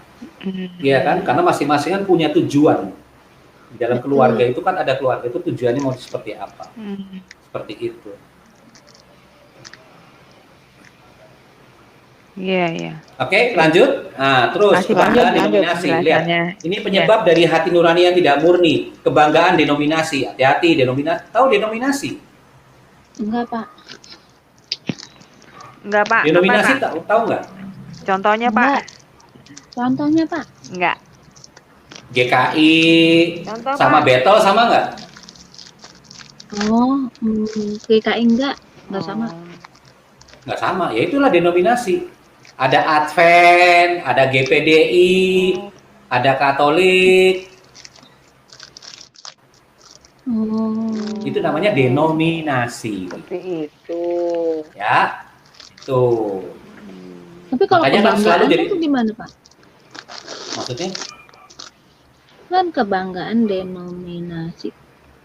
Ya itu, makanya banyak terjebak di situ kan. Pengajaran di sini seperti ini loh. Pengajaran di sini seperti ini loh, gitu loh. Gitu, makanya kebanggaan denominasi, gitu, hati-hati. Iya. Kayak contoh, bukan saya menuduh, tetapi kan ada banyak tuh, sampai dibikin ininya loh, kayak semacam apa, ada anak muda, tapi kayaknya orang-orang dari Medan kayak gitu, perempuan masih muda. Oh kita mesti berbahasa roh, itu menunjukkan kalau kita sudah lahir baru loh. Dari mana ayatnya? Bahwa tolak ukur orang lahir baru tuh dari dia berbahasa roh. Di mana ayatnya? Iya. Tuh yang begitu, Bu. Jadi bahasa roh segala-galanya gitu. Iya. Jadi Pak, Prinsipnya prinsip gitu. seperti itu tuh menjadi batu sandungan buat orang-orang yang baru bertobat yang belum bisa bahasa roh juga gitu ya. Betul. Iya, makanya kan jadi pergunjingan kan, jadi pembicaraan yang tajam kan. Tetapi kan kalau kita orang-orang mengerti firman, ya jelas ya sudah nggak apa-apa, itu kan dia. Gitu. Betul, Pak. Tapi kan apakah orang-orang seperti itu akan dipelihara sama Tuhan? Ya kan nggak juga. Kan jadi batu sandungan, Tuhan juga tahu. Iya. Ibu aja bisa ngomong kayak gitu, apalagi Tuhan. Pertanyaannya, apakah dia mengalami kemajuan? Ayo. Itu yang selalu bilang bahwa bahasa roh kan bisa dihafali, ada orang curiga sampai bikin orang curiga. Masuk gereja ini Pak, bahasa rohnya bla bla bla bla bla loh. Udah masing-masing aja. Itu loh, makanya jangan kebanggaan denominasi. Karena saya gereja di sini, wah saya merasa bertumbuh, saya merasa ini itu kamunya aja emang nggak mau tumbuh. Gitu aja. Mau gereja di mana aja juga nggak pakai gereja juga kamu bisa bertumbuh. Emang zamannya Yesus itu bagaimana dia Jumatnya bisa berjuta-juta karena dia itu main ngeband gitu. Rasul Petrusnya pakai gitar elektrik gitu. Wah, ngangkat di puji-pujiannya nih. Salonnya sampai gitu. sampai ke langit-langit gitu ya. Ya itu makanya kan aneh gitu loh. Yang hal-hal yang seperti itu Pakai yang kecap. bukan esensi. Yang aksesoris diributin. Terus nilai-nilai tidak mutlak. Tahu nggak nilai-nilai tidak mutlak? Enggak. Ayo, penyebab Enggak, nih. Apa tuh, Pak? Nilai-nilai tidak mutlak. Kalau terima barang itu jangan pakai tangan kanan. Ayatnya di mana itu loh? Saya heran gitu loh. Padahal kan kalau tanpa sadar ibu ngakui kan, kalau terima barang itu jangan pakai tangan kiri, harus tangan kanan, sopan. Duh, ayatnya di mana? Itu tetangga sebelah. Oh iya. Itu loh. Iya. Terus tolong bantal jangan didudukin. Emang kenapa nih kalau nggak didudukin? Nah, patah saya sakit ya pakai bantal lah. Iya benar. Jangan duduk. Kursi sudah keras begini, Jangan duduk lagi depan ambeien pintu lagi. gitu. Mama ambil bantal. Pak, bantal jangan Pak. Nantinya Pak Mali, Pak. Jangan pakai bantal. Itu pakai apa? Itu namanya nilai-nilai tidak mutlak. Itu kan sama dongeng-dongeng nenek tua kan. Itu. Nah, kemudian mulai masuk yang ke esensi, akibat dosa yang belum diselesaikan. Nah, ini hati-hati. Ayo, belajar minta sama Roh Kudus. Contohnya, Pak. Minta sama Roh Kudus untuk memberitahu apa yang belum selesai di belakang. Karena itu akan berurusan dengan mental kita. Hati-hati. Itu akibat dosa yang belum diselesaikan tuh. Itu berhubungan dengan mental kita. Gitu. Mental kita itu terdiri. Yang belum diselesaikan itu apa? Ya apa yang belum diselesaikan, yang kemarin-kemarin, yang di belakang itu. Kalau sekarang nggak tahu, makanya kan berdoa sama Tuhan, minta tahu. Siapa tahu yang di belakang itu yang ngegandulin supaya kita nggak bisa maju, bikin kita nggak maju-maju, bikin kita nggak naik kelas. Gitu. Ya, jadi ada dosa-dosa yang di belakang yang belum terselesaikan. Contoh yang gampang, saya utang nih sama siapa gitu di warung. Ya kan 10.000. Lupa tuh. Waduh lupa. Oh, kayak gitu. Nah, ya kan manusia, Pak nggak bisa gila, Pak. Iya, manusia sih manusia. Utang tetap bayar. Nah, makanya itu, yang begitu-begitu Bu, kecil sih. Padahal sadar, ya saya ngutang kemarin kok. Yang gitu loh, itu paling sepele gitu loh. Itu kan paling baru seminggu yang lalu lah. Hah? Seminggu? 10.000 seminggu. Contoh ya, saya enggak nuduh, enggak loh. Duh. Enggak apa-apa, Pak. Enggak apa-apa, nyindir saya. Enggak, Bu. Saya, gini Bu, Ibu, saya punya pengalaman, Bu. Saya punya pengalaman. Saya di kantor desa itu, Bu, waktu saya turun ke desa nelayan, kasihan Bu, mereka tangkap ikan, ikannya tuh mahal Bu, ikan tuna, dia taruh di koperasi, atau dia taruh di tengkulak, tapi para tengkulak dan koperasi ini bisa baru bayar 3 hari berikut, karena dia uangnya butuh perputaran, kan kasihan Bu, ujung-ujungnya apa ya, dia utang di warung, kasihan sesuai ya. dengan apa yang dia tangkap, hampir tiap hari, begitu loh Bu. Nah ini loh yang mau dirubah. Penghasilannya juga nggak seberapa juga sih, nggak seberapa kok Bu, paling cuma 300.000 sekali tangkapan itu. Ya mungkin kalau lagi bagus bisa sampai di atas 500.000 kan per kilo kan hitungannya. Nah di situ Bu yang saya mau turun ke dalam pekerjaan apa yang Tuhan mau, ya di situ melihat ada ketidakadilan, melihat ada yang memang tidak ada keseimbangan. Ada gereja sampai 3 loh di tempat itu, 2. Ada 2 gereja loh di berarti di sana itu. tidak ada unsur kejujuran ya? Nggak bisa bilang kejujuran dan segala macam, tapi memang karena sudah jadi tradisi kan. Artinya utang, tutup, utang, tutup, begitu lagi Bu, utang, bayar, tutup, seperti itu. Ya, kayak lagunya Omai Rama lah, ya kayak lagunya Omai Rama ya Pak. Gali lubang tutup. Makanya saya kerjasama dengan kantor desa untuk beresin tuh. Yuk dikelola sama kantor desa, ya puji Tuhan kan, bikin proposal segala macam, dibantu dari pemerintah pusat, koperasinya dikasih modal, dikuatin gitu. Jadi konsep orang dagang itu ada barang, ya kan, ada barangnya ya bayar, ada duit, gitu dibalikin gitu. Iya. Jadi supaya seimbang, kasihan nelayan yang ngutang terus, kasihan belum lagi anak-anaknya sekolah. Nah itulah konsep itu yang mesti dibalikin dulu. Iya. Gitu loh. Saya yakin juga di Hong Kong atau Thailand, di Taiwan juga gitu kan, kalau di pasar itu. Mereka kan datang Oh, berbulan. kalau di sini nggak ada istilah utang di sini, Bu. Nah Pak. itu kan, Nggak betul ada. kan? Tuh, itu. Nggak ada ini di sini. Makanya. Apalagi di sini pakai sistem kartu. Jadi kalau Nah itu. nggak ada istilahnya ambil maju. uang dari itu, jadi pakai kartu semua. Nah, Jadi standarnya makanya kan saya kalau bantu, 5.000, gitu loh. mm-mm. Nah, mengerti kan? Nah, Duit, sekarang Pak. masuk yang 5, pelanggaran prinsip-prinsip Allah. Ya. Ayo, kejujuran. Balik lagi. Jujur dong. aja susah, coba ampun. Prinsip Allah tuh jujur dah. Oh, jujur aja susah kok. Gaya-gaya. Muter aja ya Pak ya. Ya Jadi makanya jujur gitu aja loh. kayak gitu. Inilah yang menyebabkan hati nuraninya nggak bersih. Kan saya waktu masih itu kan saya bilang, oh jujur aja sama diri sendiri susah itu loh. Makanya nggak enak informasi dilepaskan, tapi jujur lah. Saya nggak terima tuh kayaknya ide ini kayaknya kurang bagus, ya nggak apa-apa ngomong aja. Kan udah jujur. Gitu. Betul. Ya kan, jujur gitu Aku belajar. tersinggung Pak orang. Ya, lanjut. Orang tersinggung terlalu Terus jujur. ya, kita lanjut ya. Saya mau lanjut lagi. Lanjut memulihkan hati. Ya. Habis dari penyebab, ini kemudian sekarang memulihkan. Yang keempat, memulihkan hati nurani. Oke, izinkan Roh Kudus menyatakan perbuatan-perbuatan yang melukai. Lihat, itu yang saya bilang tadi, Ibu maksudnya yang masa-masa yang nggak enak yang kita lewati itu.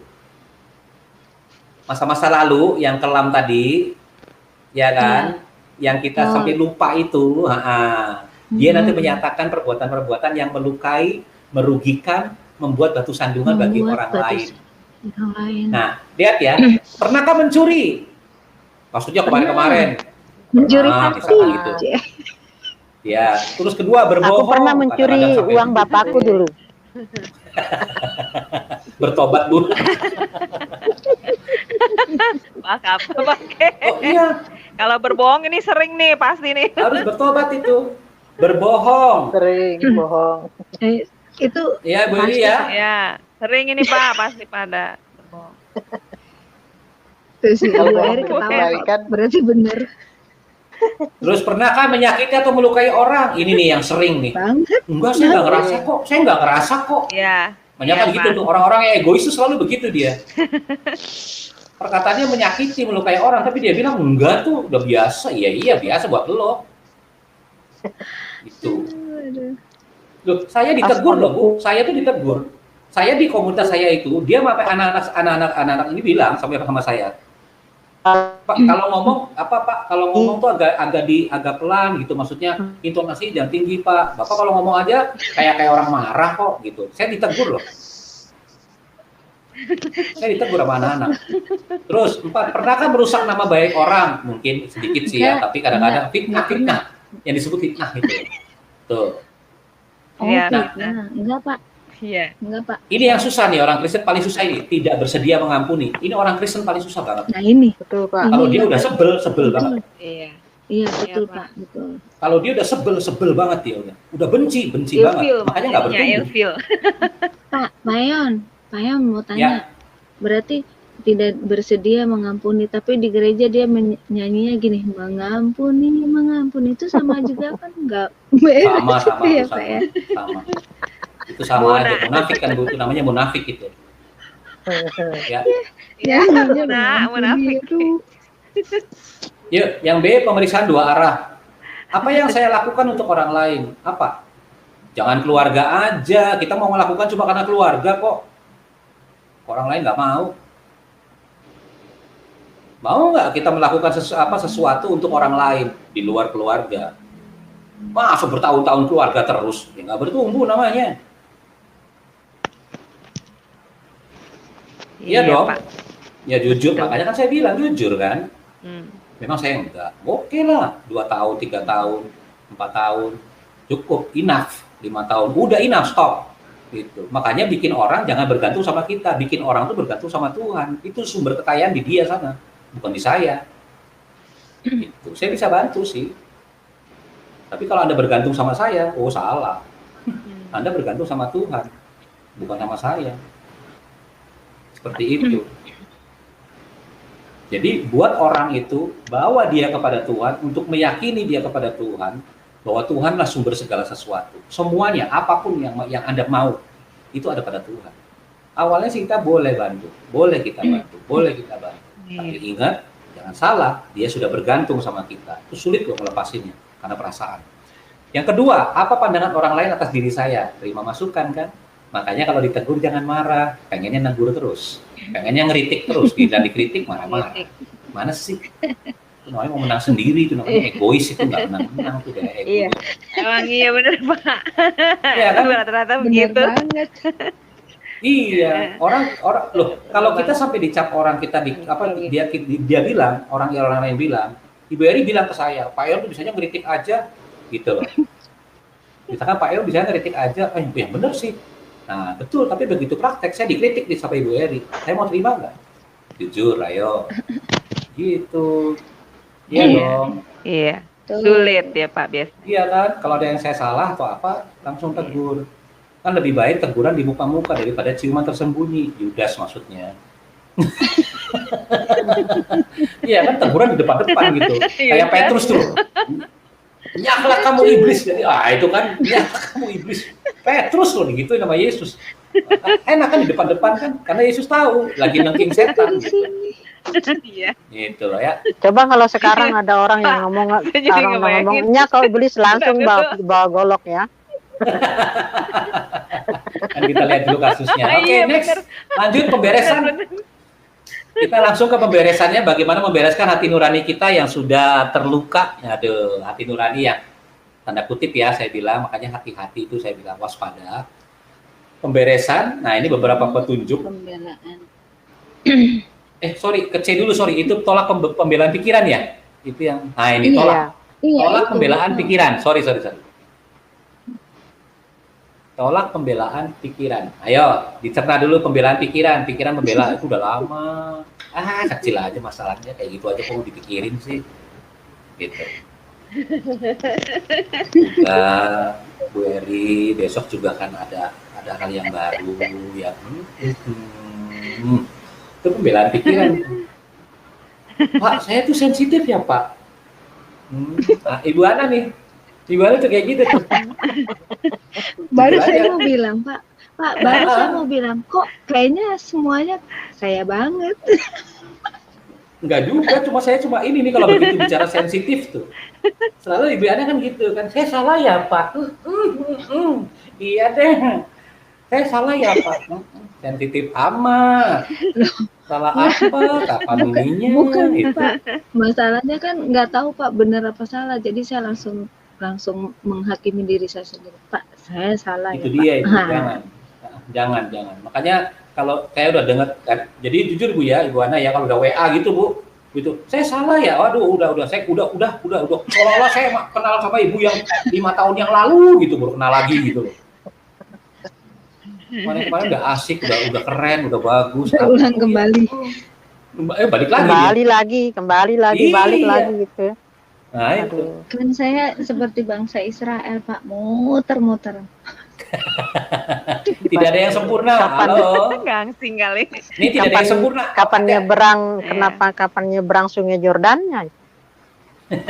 Ibu-ibu, kata tidak ada yang sempurna itu hati-hati. Kalau ibu sudah menerima Yesus, ibu sudah baru dan segala macam, hindari ya. Saya kan manusia Pak. Manusia mana nih? Iya, saya pernah dengar juga hamba Tuhan Lama baru. itu pendeta sendiri loh yang ngomong saya manusia biasa gitu. Jadi saya mikir, salah. lah selama ini dia kalau- ajarin kita itu bahwa dia manusia biasa gitu. Lah Iya, Bu. kemana aja itu firman Tuhan gitu kan? Kalau teguran kita yang biasa di Iya. pelayanan Bu ya, itu namanya dia berada di balik salib gitu. Dia nggak mau disalib dia. Suruh salibnya Yesus terus di depan gitu. Dia nggak mau menderita itu Bu.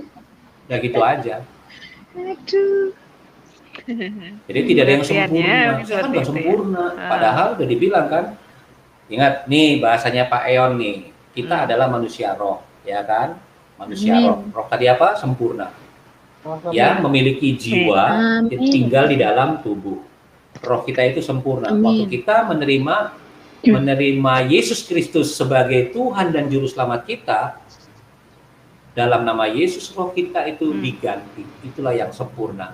Yang dari situlah Tuhan mau Roh Kudus itu menguasai jiwa dan pikiran kita, hati, jiwa, pikiran, perasaan, dan kehendak kita.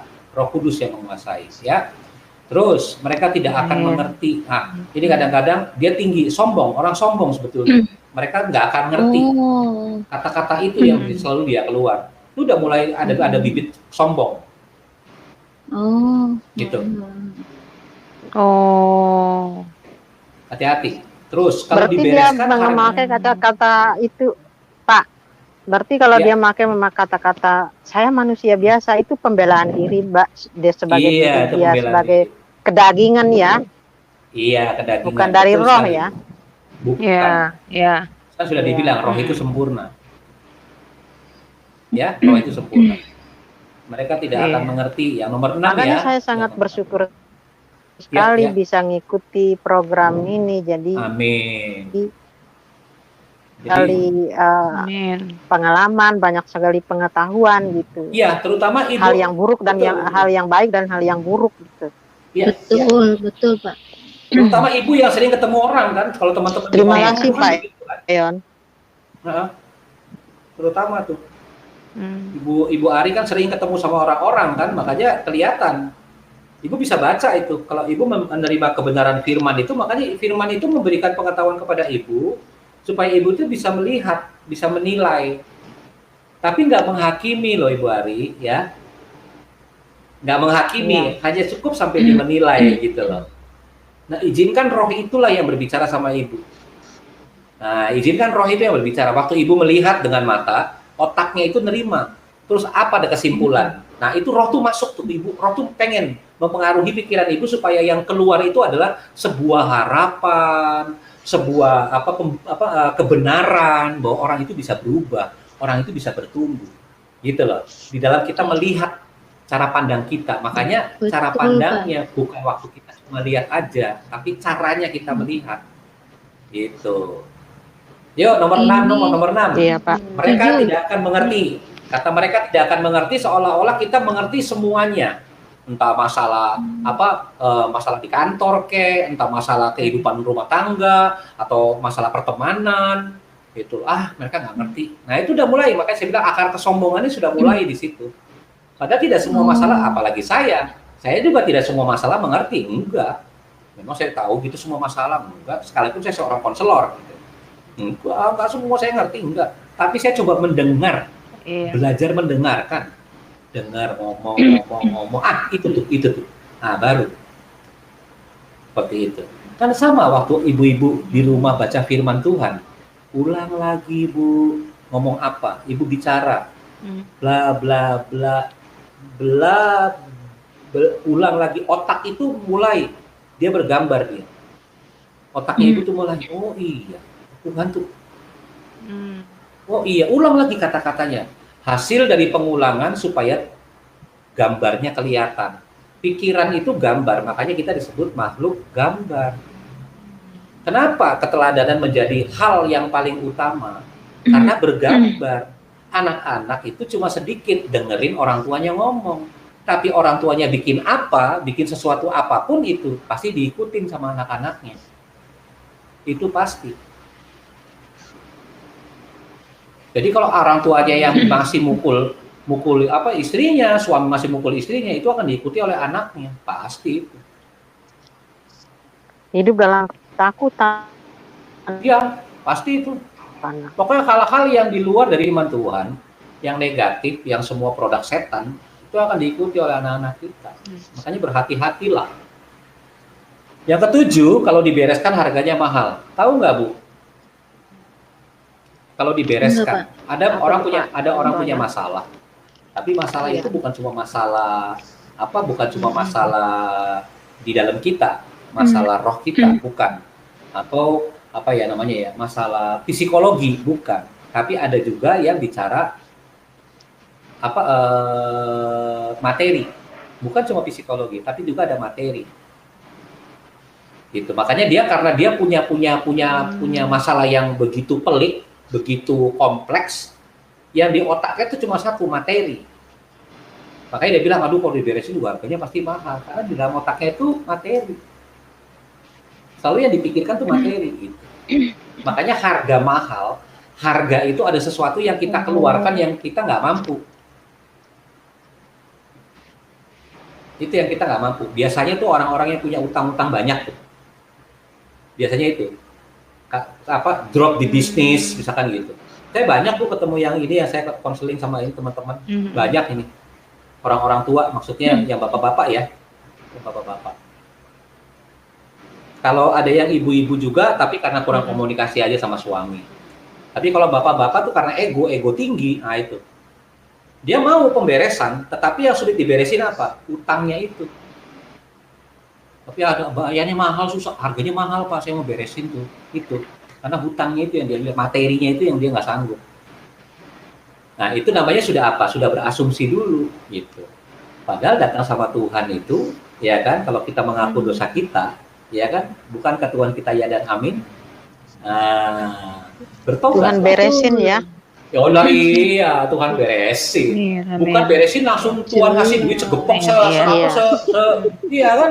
Nggak mungkin dia ngasih sebakul nih. Ya kalau langsung dikasih sebakul, langsung dikasih sebangkul malah pingsan beneran itu. Dikasih bakulnya gimana? Oke, next tolak pembelaan pikiran ya. Hati-hati semua dimulai dari pikiran. Hati-hati ibu-ibu ya. Kaget ya. Iya Pak. Nah, terakhir pemberesan yuk. Kita pemberesan. Ini pemberesan juga lumayan susah ini. Yang terakhir ya. Ya, langsung. Yang pertama langsung kepada yang bersangkutan. Udah gengsi udah. Kalau bicara langsung kepada yang bersangkutan, gengsi, enak aja.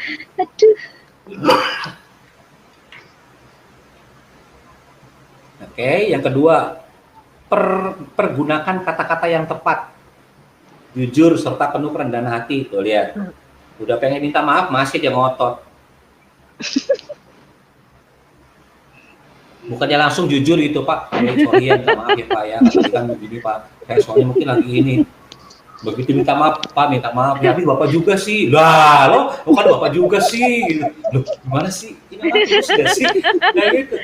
Dan minta maaf gitu. Masih nyalahin gitu ya. Ya, bahasanya Bu, senyum sih oke, senyum gitu loh. Giginya kelihatan oke, giginya kelihatan. Tapi itu tuh, ada itunya tuh.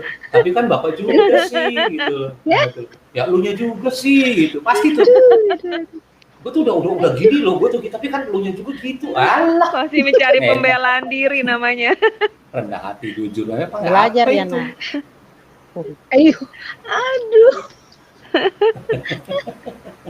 Ayo, ada yang di chat ya, yang di chat juga gitu kan. Ayo yang di chat belajar yuk sama-sama yang di chat. Shalom teman-teman yang di chat. Ini nih pemberesan kita nih kepada teman-teman yang di luar ya. Kalau kita punya ada temen, kita kan berinteraksi dengan orang juga di sekeliling kita gitu. Jadi hal-hal yang kecil-kecil itu kadang-kadang sulit buat kita. Hindari detail-detail yang sensual. Ini yang pacaran biasanya, kalau detail-detail yang sensual itu yang pacaran. Waduh. Orang yang pacaran ini. Ya, belum ya, saya udah 16 tahun nggak pacaran soalnya. Jadi kan saya nggak.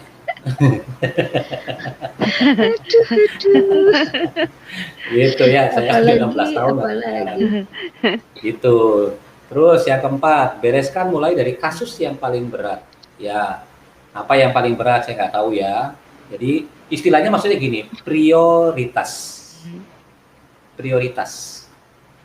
Nah, yang mana tuh Pak? Ya, nomor 4. Prioritas kita apa nih? Ada kesalahan apa? Saya bikin salah apa? Belajar untuk lihat itu, mendeteksi kan? Mendeteksi untuk kita bisa menilai kita bagaimana gitu. Lihat kasus yang paling berat seperti itu. Kalau memang ada yang paling berat di dalam keluarga dan memang itu dia masih terus seperti itu, maksudnya suasananya seperti itu, ya itu tadi saya bilang, izinkan Tuhan yang ambil alih. Artinya apa? Bukan masalah itu selesai, bukan. Tetapi kita tetap sukacita supaya tadi menjaga hati nurani kita murni kan. Nah, betul. Mulailah dengan iman dan pengharapan. Tapi di dalam 1 Korintus 13 ada iman, ada pengharapan dan ada kasih. Tapi dari semuanya itu yang paling besar adalah kasih. Artinya apa? Amin.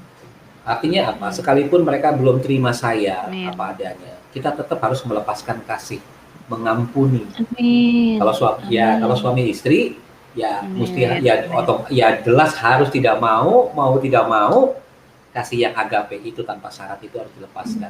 Mau tidak mau. Kalau bukan Sekalipun suami istri, pasangan Pak. kita seperti itu. Kenapa? Kalau bukan suami istri, Ya kita harus mengampuni kan. Dengan Tuhan. Kadang-kadang kan bukan suami istri juga nggak mau ngampuni kok. Ngampuni aja susah. Bagaimana Iya menyatakan juga, kasih ya. tanpa syarat? Iya. Iya kan? Kan ada stepnya, pengampunan dulu. Nah di dalam pengampunan itu sekarang, next selanjutnya, mau nerima nggak dia apa adanya? iya. Iya kan? Betul. Iya. Kan gitu kan, step-step dulu kan. Iya. Waktu Betul. kita bisa tahu bahwa apa kita sendiri sudah bisa membayangkan di dalam pikiran kita mau nggak terima dia apa adanya. Nah setelah itu barulah kita bisa namanya yang agape itu, mengasihi tanpa syarat. Iya kan, selalu kan posisi kita ini, pribadi ini, selalu minta mereka dulu kan, yang melakukan sesuatu, bukan dari diri kita kan. Iya. Betul, Pak. Harusnya kan diri kita dulu. Iya. Kalau kita Betul. diri kita betul-betul tulus hati, kesungguhan hati, kita lepaskan pengampunan, Tuhan juga mau dong, tunjukin dong kalau kamu sudah mengampuni, kan gitu. Maksudnya tunjukin ini bukan ke Tuhan, tapi tunjukinlah ke siapa orang yang kita sakiti. Kan gitu. Wah, tapi dianya begitu, Pak. Ya udah nggak usah diomongin. Tapi dianya gitu, Pak.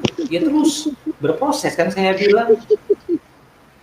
Kita kan mau mengampuni, mau mengasihi, tapi minta respon. Wah, hitung-hitungan namanya.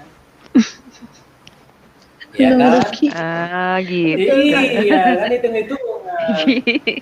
Memang gampang. Kan waktu kita mengampuni, oke. Banyak orang bilang mengampuni, iya, saya mau mengampuni. Oke, naik step selanjutnya. Waktu kita mau berbagi kasih kepada orang itu, mulai kendala nih. Tapi dia gitu, Pak. Mulai. Gimana sih?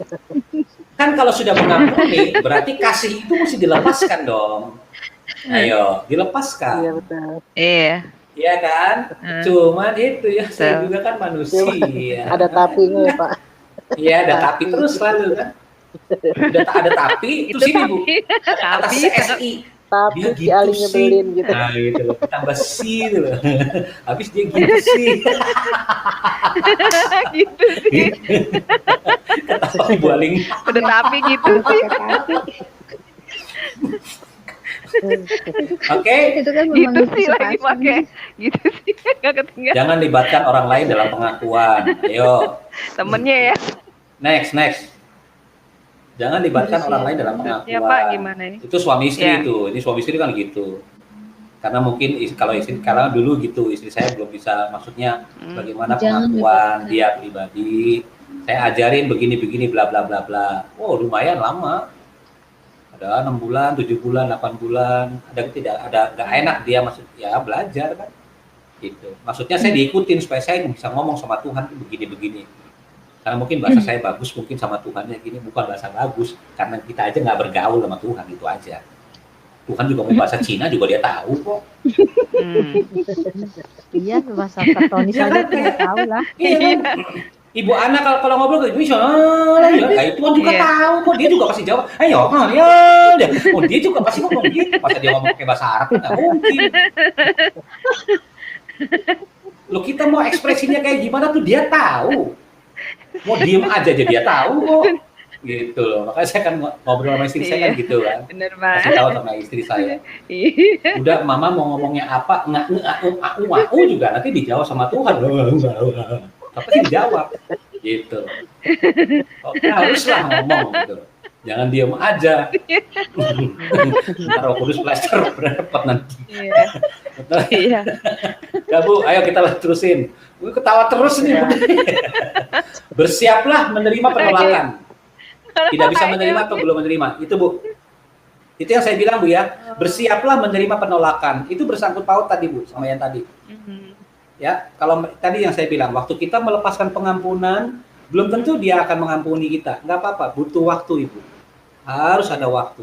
Makanya kita harus terus Bu, melepaskan kasih.